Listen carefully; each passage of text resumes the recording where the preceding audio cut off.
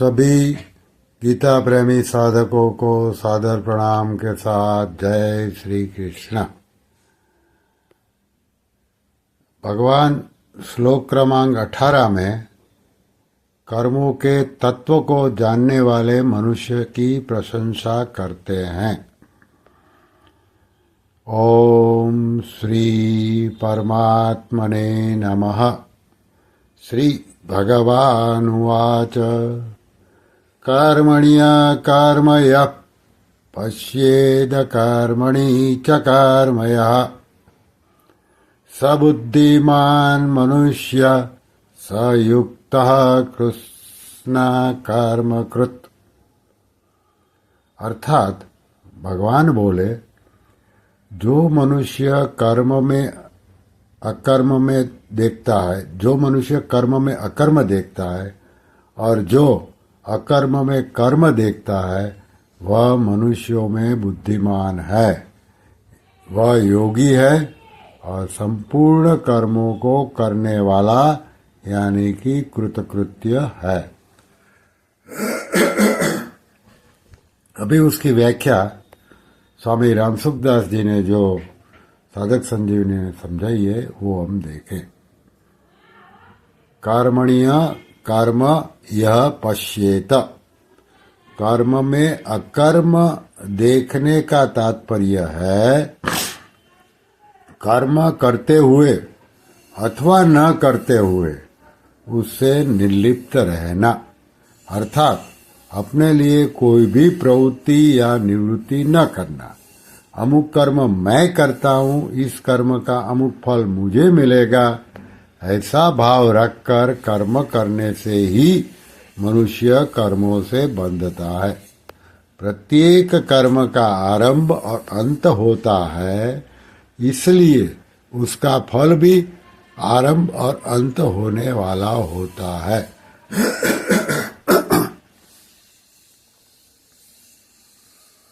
परंतु जीव नित्य निरंतर रहता है। इस प्रकार यद्यपि जीव स्वयं परिवर्तनशील कर्म और उसके फल से सर्वथा संबंध रहित है, फिर भी वह फल की इच्छा के कारण उनसे बंध जाता है। इसलिए 14वें श्लोक में भगवान ने कहा है कि मेरे को कर्म नहीं बांधते, क्योंकि कर्म फल में मेरी स्पृहा नहीं है। फल की स्पृहा या इच्छा ही बांधने वाली है। फले सक्तो निबध्यते, 5वें अध्याय का 12वां श्लोक।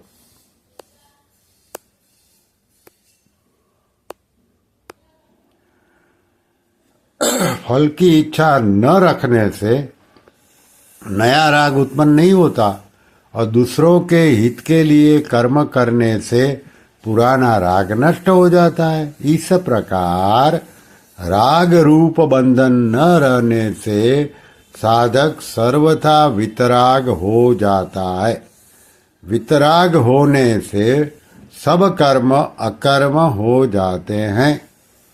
जीव का जन्म कर्मों के अनुबंधन से होता है। जैसे जिस परिवार में जन्म लिया है उस परिवार के लोगों से ऋणानुबंध है, अर्थात किसी का ऋण चुकाना है और किसी से ऋण वसूल करना है। कारण कि अनेक जन्मों के अनेक लोगों से लिया है और अनेक लोगों को दिया है। यह लेन देन का व्यवहार अनेक जन्मों से चला आ रहा है। इसको बंद किए बिना जन्म मरण से छुटकारा नहीं मिल सकता।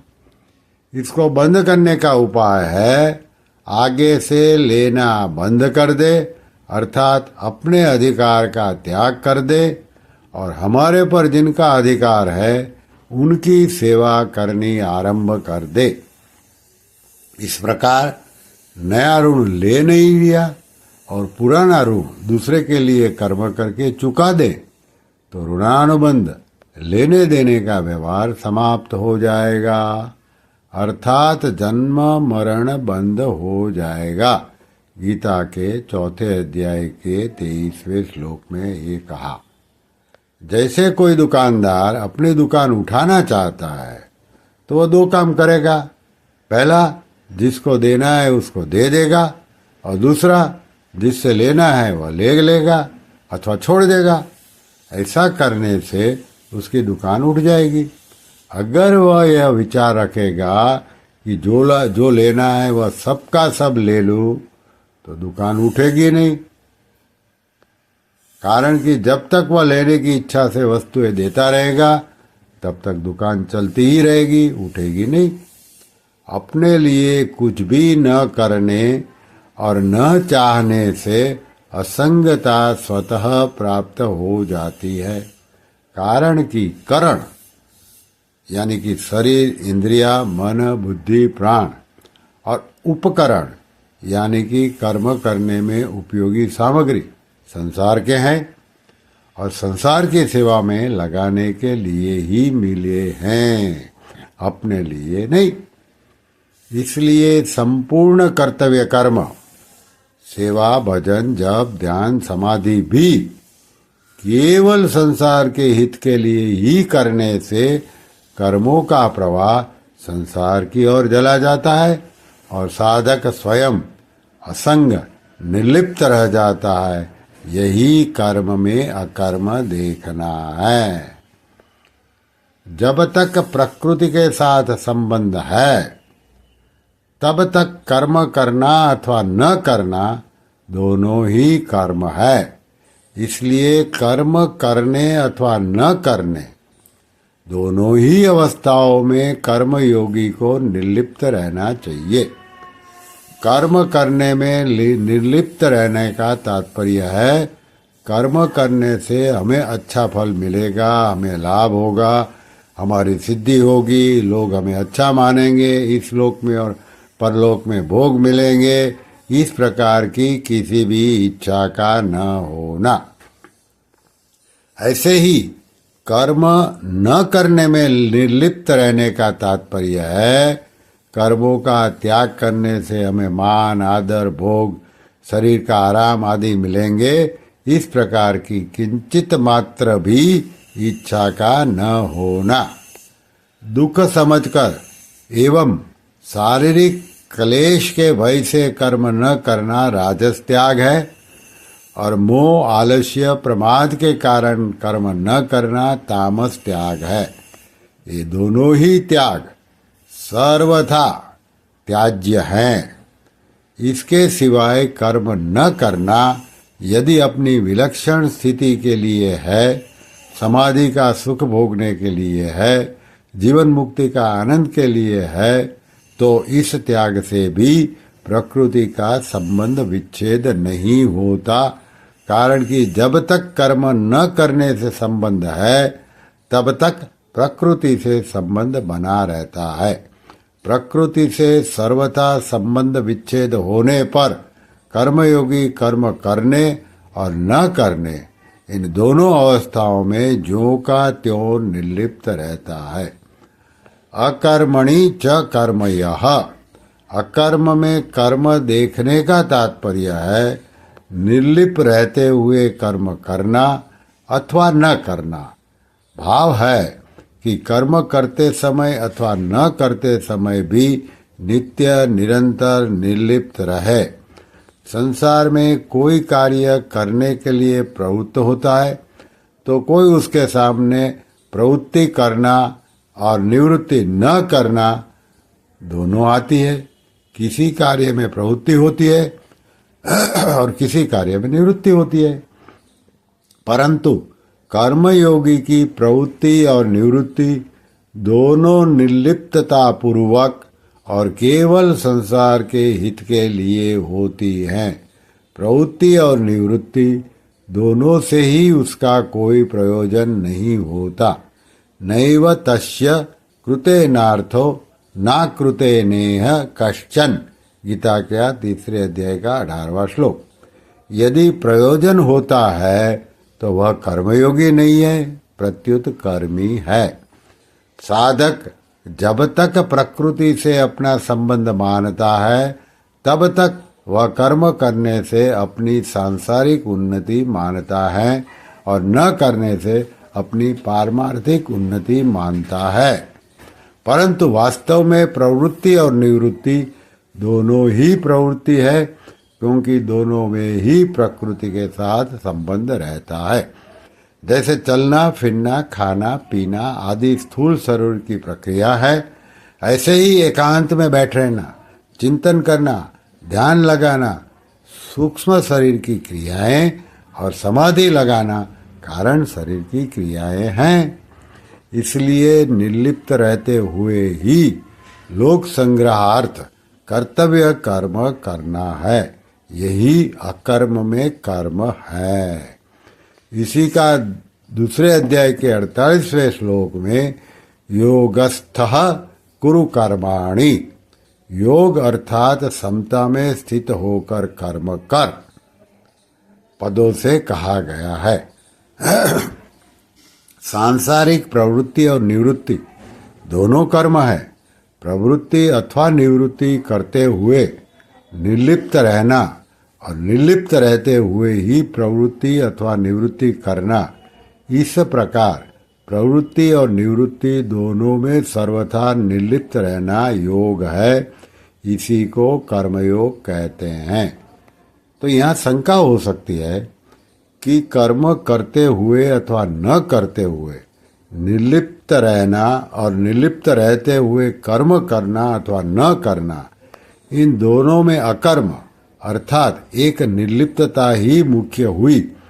फिर भगवान ने कर्म में अकर्म और अकर्म में कर्म, ये दो बातें क्यों कही है?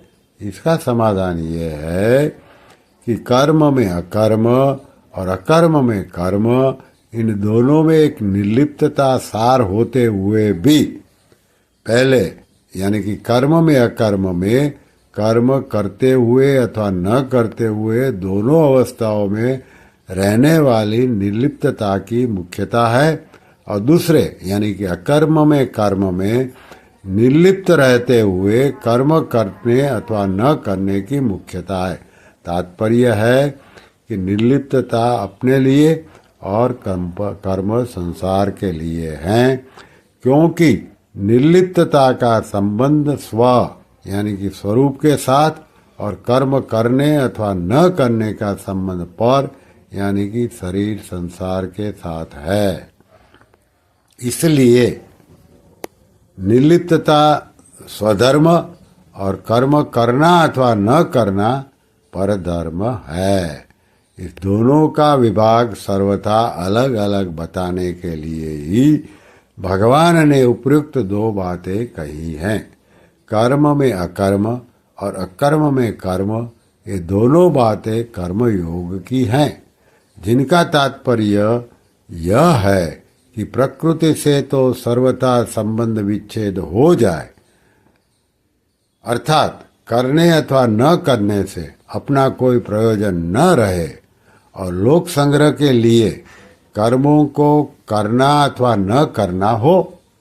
कारण कि कर्म करते हुए निर्लिप्त रहना और निर्लिप्त रहते हुए भी दूसरों के हित के लिए कर्म करना, ये दोनों ही गीता के सिद्धांत हैं। प्रवृत्ति यानी करना और निवृत्ति यानी न करना, दोनों प्रकृति के राज्य में ही है। प्रकृति निरंतर परिवर्तनशील है, इसलिए प्रवृत्ति का भी आरंभ और अंत होता है तथा निवृत्ति का भी आरंभ और अंत होता है, परंतु इनसे सर्वथा अतीत परम निवृत्ति तत्व अपने स्वरूप का आदि और अंत नहीं होता। वह प्रवृत्ति और निवृत्ति के आरंभ में भी रहता है और उनके अंत में भी रहता है तथा प्रवृत्ति और निवृत्ति काल में भी ज्यों का त्यों रहता है। वह प्रवृत्ति और निवृत्ति दोनों का प्रकाशक और आधार है, इसलिए उसमें न प्रवृत्ति है और न निवृत्ति है। इस तत्व को समझने के लिए उससे स्थित होकर लोक संग्रहार्थ यथार्थ कर्म करने के लिए यहाँ कर्म से अकर्म और अकर्म में कर्म, ये दो बातें कही गई है। आगे हैं सह बुद्धिमान मनुष्येषु, जो पुरुष कर्म में अकर्म देखता है और अकर्म में कर्म देखता है, अथवा अर्थात नित्य निरंतर निर्लिप्त रहता है, वही वास्तव में कर्म तत्व को जानने वाला है। जब तक वह निर्लिप्त नहीं होता है, अर्थात कर्म और पदार्थ का अपना और अपने लिए मानता है, तब तक उसने कर्म तत्व को समझा ही नहीं है।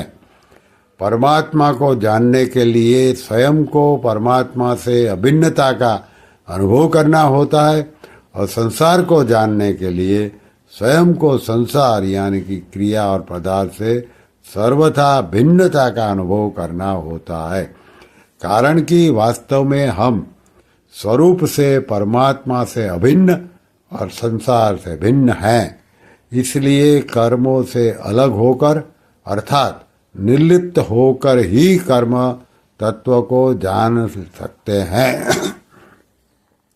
कर्म आदि अंत वाले हैं और मैं स्वयं जीव नित्य रहने वाला हूँ, अतः मैं स्वरूप से कर्मों से अलग निर्लिप्त हूँ।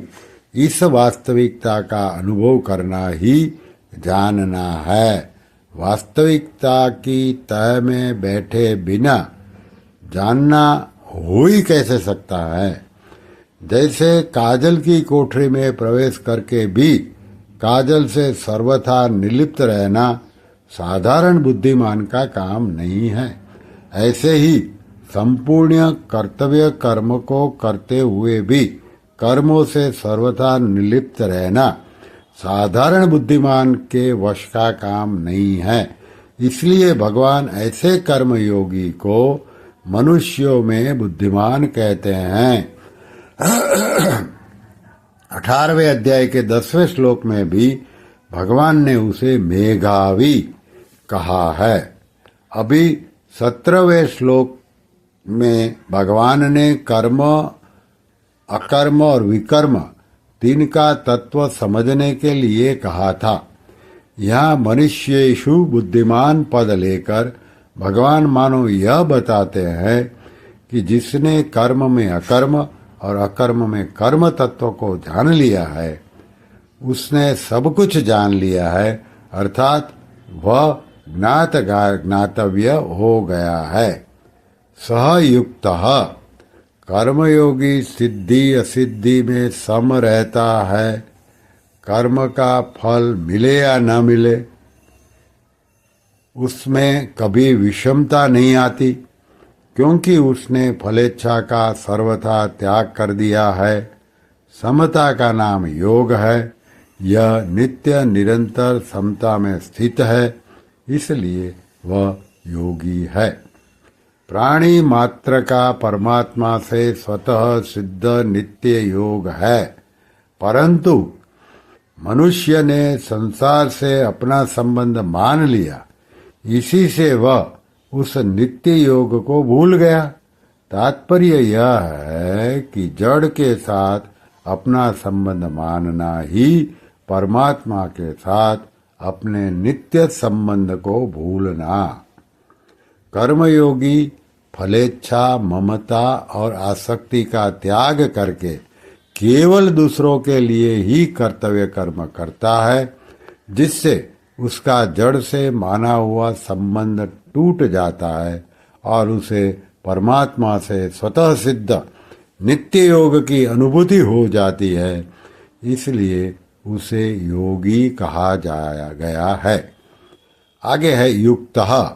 ये युक्तः पद से यह भाव है कि उसने प्राप्त करने योग्य तत्व को प्राप्त कर लिया है, अर्थात वह प्राप्तव्य हो गया है। फिर है कृतन कर्मकृत। जब तक कुछ पाना शेष रहता है, जब तक करना शेष रहता ही है, अर्थात जब तक कुछ न पाने की इच्छा रहती है, तब तक करने का राग नहीं मिटता। नाशवान कर्मों से मिलने वाला फल भी नाशवान ही होता है। जब तक नाशवान फल की इच्छा है, तब तक कर्म करना समाप्त नहीं होता, परंतु जब नाशवान से सर्वथा संबंध छूटकर परमात्म प्राप्ति रूप अविनाशी फल की प्राप्ति हो जाती है, तब कर्म करना सदा के लिए समाप्त हो जाता है और कर्मयोगी का कर्म करने तथा न करने से कोई प्रयोजन नहीं रहता। ऐसा कर्मयोगी संपूर्ण कर्मों को करने वाला है, अर्थात उसके लिए अब कुछ करना शेष नहीं है, वह कृतकृत्य हो गया है। करना, जानना और पाना शेष नहीं रहने से वह कर्मयोगी अशुभ संसार संबंध से मुक्त हो जाता है, जैसा कि गीता के 4 अध्याय के 16वें और 32वें श्लोक में बताया गया। श्री कृष्ण शरणम मम, श्री कृष्ण शरणम मम, श्री कृष्ण शरणम मम। ओम श्री कृष्णार्पणमस्तु।